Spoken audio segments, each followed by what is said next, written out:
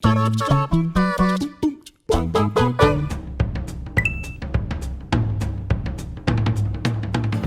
the other week I talked about how I came back to the Uncharted. The first time I played the Uncharted series is when I got the HD collection, and I think probably in retrospect that was the worst time to come into those games because after all the different innovations that we had over the past generation, I just didn't really get the appeal. I thought they were kind of boring and cliched or whatever.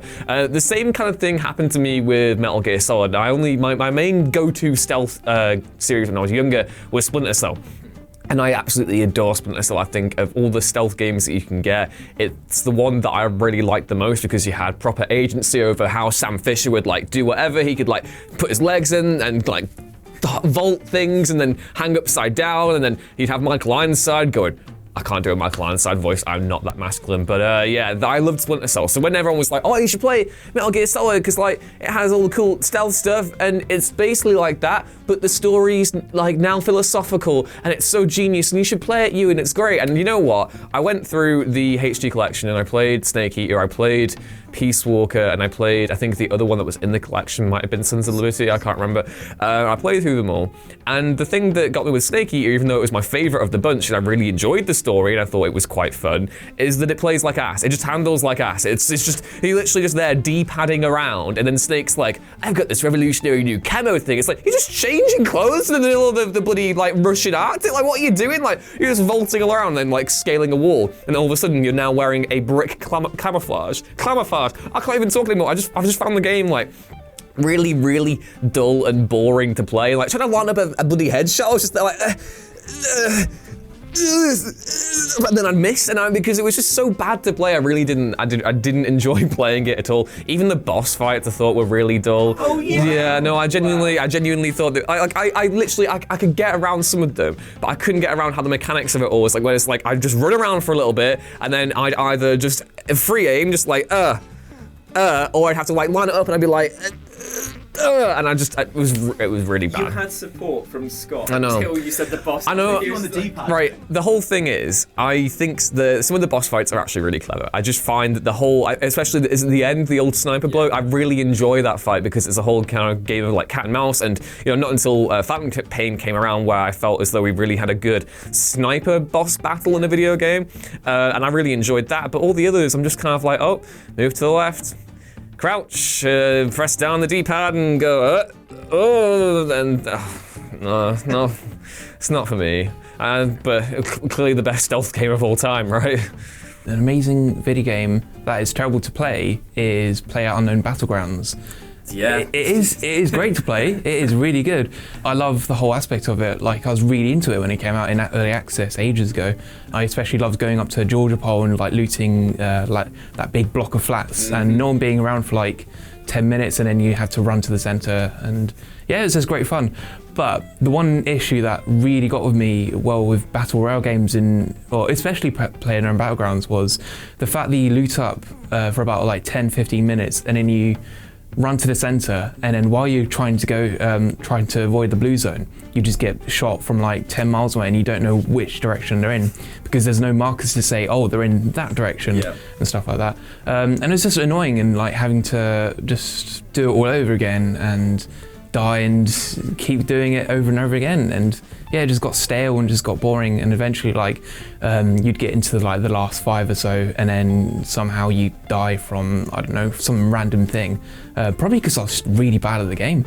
Well, it was in early access for so long. Do you remember that there was a massive patch that was just, we finally fixed the ladders, because you would fall off the ladders halfway through, just be like, what the hell? And they I don't know if they still broken the vehicles and that, because I remember it is very still broken. It's probably it probably is, because you could just drive 60 miles an hour around somewhere, hit a tiny little rock, and you'd go barreling over, and your car would just explode. I don't know if that's still in the game. Is it? Probably. It looks like you're aging before my eyes. Just I'm talking about this, it's killing you. My beard is just growing. So who here has played a video game called Ico? Yeah. Yeah, good game, right? Yeah. Same studio, went away and said, right, let's create another emotional masterpiece with you and a buddy. And then they announced The Last Guardian. And everyone was like, whoa, this is gonna be amazing. The AI for this dog parrot thing looks pretty cool. And then everyone was like, oh, when's it coming out? And they were like, We don't know. Then nearly a decade goes past, maybe even longer actually. I think it dropped in 2016, didn't it? 2016 for the final one. Yeah, so 13 years, because I think it was like 2000. Yeah, Shadow mad. Colossus was in there somewhere. Mad. But when it finally came out, everyone was like, this is going to be the game changer. This is fantastic. I got the game. I was so anticipated. I was like, sat down and played. I was like, oh, it looks fantastic. And then I was just like, the dog AI's dog shit. This is real bad, isn't it? It's real bad. This is real bad.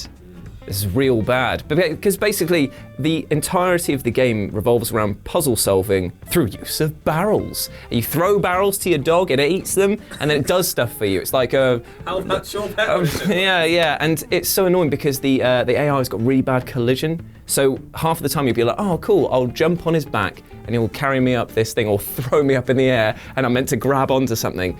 But he would always be just slightly off center. So say there was a pole that you needed to grab onto and he was flinging you up, you'd see it sailing past you and you'd be like, no, that's what I need to catch, and goodbye, and now I'm off the edge of the cliff. It's so much of that game boiled down to me having to frustratedly smash the restart button because I was just like, I did everything right, but in the last millisecond he decided to lose focus and fling or knock me or don't do the thing that I want him to do.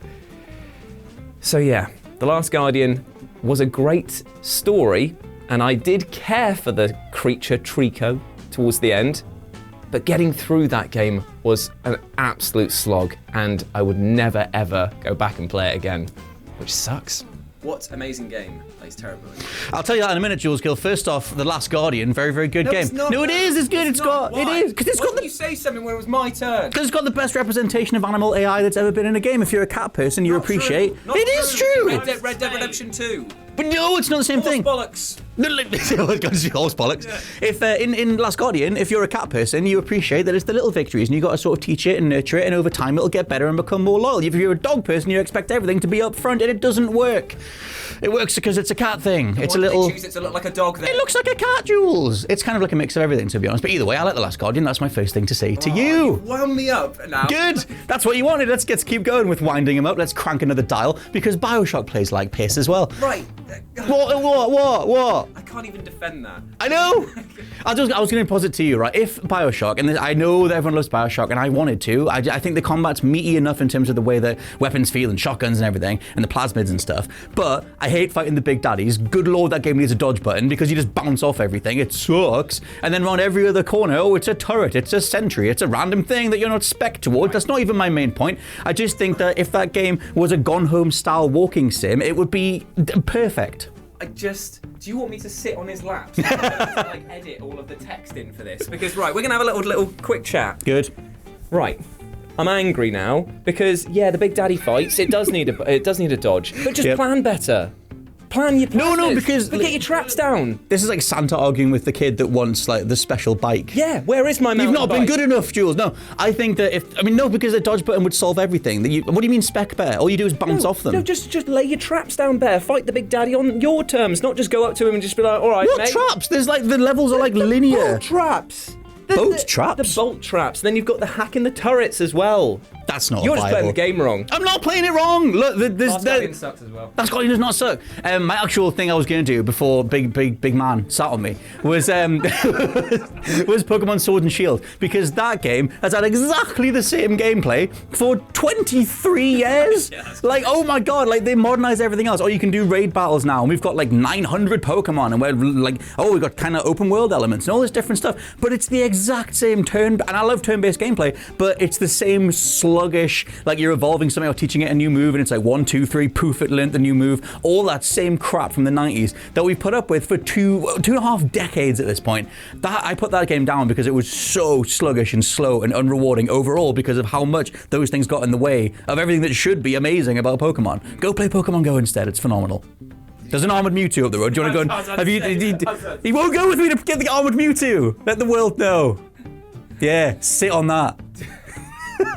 I'm going to echo a very old episode of Chatty Faces and kind of relay something I said back then about a bad gaming opinion, and that is that I don't think The Last of Us plays that well.